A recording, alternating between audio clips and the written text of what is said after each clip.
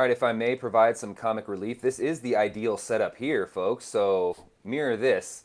All joking aside, the biggest fault that you're going to see right away, actually, I mean, the foot position, the hand position, the armpits aren't even too bad if you're looking at kind of lines here. But the one big fault that we all see is, of course, the spinal flexion there. And this is just not a healthy position to move any weight, if I'm being honest.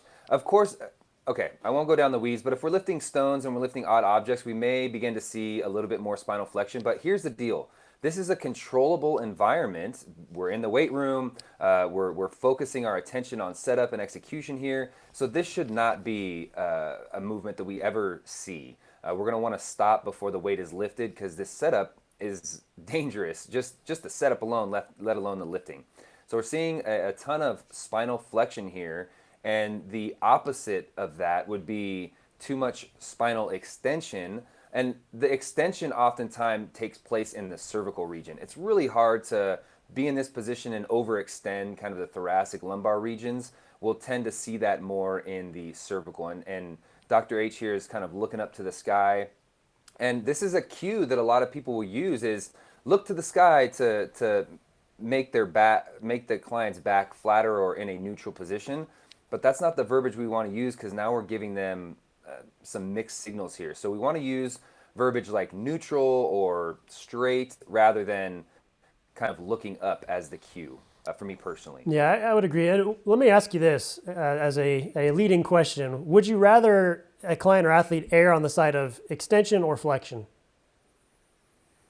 I think my default would be extension, although, there's more tension kind of on the cervical spine here, whereas when the back is rounded, it's more on the thoracic and lumbar regions.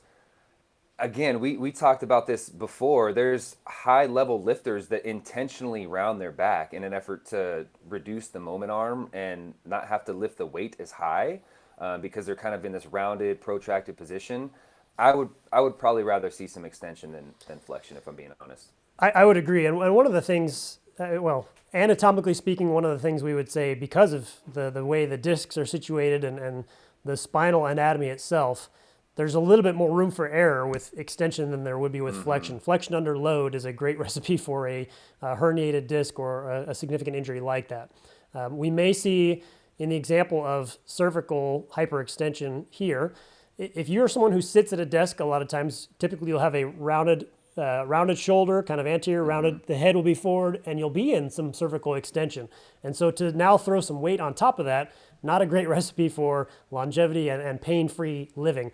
And so in this position, as much as I can get extension in the thoracic spine here or lumbar spine, it's really not too far from neutral. So I wouldn't be too concerned with this position. It's really like you mentioned, the cervical spine is the error here that we really want to be concerned with or aware of. So simply kind of going back to a more packed neck or retracted cervical position would be an easy way to fix that. And one of the ways that you might do that, you can get like a tennis ball, have the athlete or client hold a tennis ball under the chin to maintain a neutral spine. That's an easy kind of tactile feedback loop that you can give to them to just, all right, don't let that drop and hold it right under the chin as you perform the deadlift. It's an easy way to get them to understand what that feels like, what that looks like. As you mentioned, Levi, one of the things we do see with some of the elite powerlifters of the world, Konstantinos is the guy that first comes to mind when I think of flexed thoracic spine. Certainly at the elite level, and you can see from my setup here, comparing this to a neutral setup, you can see how much higher, I've got much less hip and knee flexion. So I'm at a mechanically advantageous position at the lower body to be able to pull a lot more weight from this position than if I was down lower in a quote unquote proper setup. So yes, you can pull more weight from here. The risk though is, and I would say the risk that we see certainly is spinal flexion. We don't want to do that under load. At the elite level, if you really look closely, the flexion is typically a little bit higher in the thoracic spine, and they still will maintain a neutral lumbar spine, which is probably where more of the risk lies. The thoracic spine has some kyphosis to it naturally, or kind of, it's not flexion, but it's just the spine is curved in that manner. So we have a little bit of room for error there, perhaps, at the thoracic spine. That's not to say that we want to coach that or teach that in an ideal world, but understand that as you look at some of those elite level powerlifters, there's a reason they're doing that. It's going to allow them to lift more weight. There is a little bit of perhaps room for error there on that side of the spine. And as you mentioned, Levi, we can see some pretty positive lines here as far as line of pull and the ability to pull a lot of weight here. If you're able to do that in a practiced and a safe manner, they've been doing that for 20 years usually. In most cases, 10 to 20 years. They've been greasing the groove for so long that, I'm not going to call them out. And if they're pulling 900 pounds, it's not in my place to say, you're doing that wrong, sir. Yeah. Well, also a couple things there. Remember that powerlifters, just because they lift a lot of weight, does not mean they're healthy. Good. That's another thing to consider too. Is when you're at the highest level of anything, like you're doing it at such a level that it's probably not healthy. Like you're not going to do that your whole life. So if we're looking for longevity, that is not the approach. If you're looking for a short lifespan of being able to lift the most amount of weight, maybe. I mean, guys are doing it, so there's certainly something to it. But another thing, there's two other things that I want to point out, and this is a perfect example of it. If you look, for me personally, when I watch this, I watch like zero engagement of the glutes and hamstrings and posterior chain here, except the pivot point at the lumbar kind of thoracic junction there. There is, it almost looks like your hips are muted because your cheeks are tucked under, your glutes are tucked under, and this what my mentor would refer to this as the pooping dog, where that bottom position where their hips are kind of tucked under, not a strong position by any means. But again, the maybe manifestation of that I'm seeing here again is that we're taking the posterior, or the muscles we should be activating in the posterior chain, we're almost muting them out, and that's why there's so much tension or pressure on the spots that we don't want them to be at. The glutes are giant muscles. The hamstrings are giant muscle group. That's what we want to use to move this weight, not our erector muscles that support the spine. And then the second thing is, so this is from an issue with being in too much flexion. The issue with being in too much extension, the reason why I would default to that being better than this is if we are overly extended, if we go to lift, the weight kind of pulls us into a neutral position. That's not that's most likely not the default, but at least that if tension is added or resistance is added, it's kind of pulling us back into normal rather than even more out of normal like this. And my feedback is always, anything related to the spine is likely going to be dead bug. And then what do you do to fix that? Dead bug. And then more dead bugs and more dead bugs.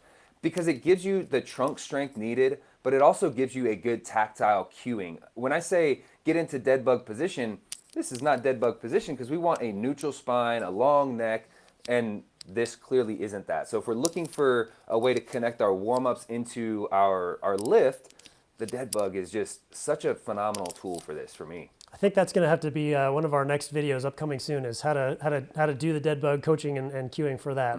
I would agree. I think obviously the obvious fix here is teaching neutral spine and coaching that. So as we discussed in the squat, there are a variety of ways to coach that. The two-hand rule is certainly one where we're kind of aligning the rib cage with the pelvis. Certainly you could see the rib cage here is flexed. The pelvis is kind of tucked in posterior tilt. So they're flexed in opposite directions. They're not in parallel. We want if we're flexing at the hip, we want to be able to flex this way rather than this way, right? So moving the rib cage and the pelvis in parallel is a great way, or kind of imagining two buckets of water stacked on top of each other. We don't want them pouring in different directions. We want them, pivoting at the hip joint and kind of maintaining that rigidity throughout the trunk. So teaching and coaching neutral spine, I think is priority number one here with fixing any kind of spinal fault. And I would do that, as we mentioned with the squat, do that away from the bar. Don't use that position to coach and cue neutral spine. Sometimes, yes, if they're, let's say, setting up in this position here, you could say chest up, and an athlete that's very in tune with their mechanics and knows their body well and knows how to manipulate joints and things, they may intuitively be able to get into a position more like this, right? You can feel that, and that, someone who's kinesthetically aware is going to say, "Oh, I'm flexing. I need to chest up. Okay, here." So a cue such as that may be in order, but 9 times out of 10, I'm going to say, let's get away from the bar. Let's teach and really kind of revert back to those whatever mechanics you use to coach and teach neutral spine. Go back to those and then step back under the bar and address that. So just as that pooping dog looks at you with a guilty expression on their face when you catch them in that in that act, your athlete should be looking at you with a guilty look here as well. So make sure you're keeping an eye on that to catch that. Real quick, before we end this, what do you think about, is that too much cervical extension for you, or are you okay with that? I wouldn't be terribly upset with this. I'm going to pick a spot a little bit lower on the floor to look, typically like around 5 or 6 feet in front of the bar is where I instruct people to look. This would probably be kind of 8 to 10, I would imagine. A little bit, the gaze is a little bit too far this way rather than kind of down this way. So I would want to see a little bit more of a neutral spine, but that's not the end of the world to me. Yep, cool. Okay, so hopefully that gives you some ideas on coaching and cueing some of the spinal faults that we see in the deadlift.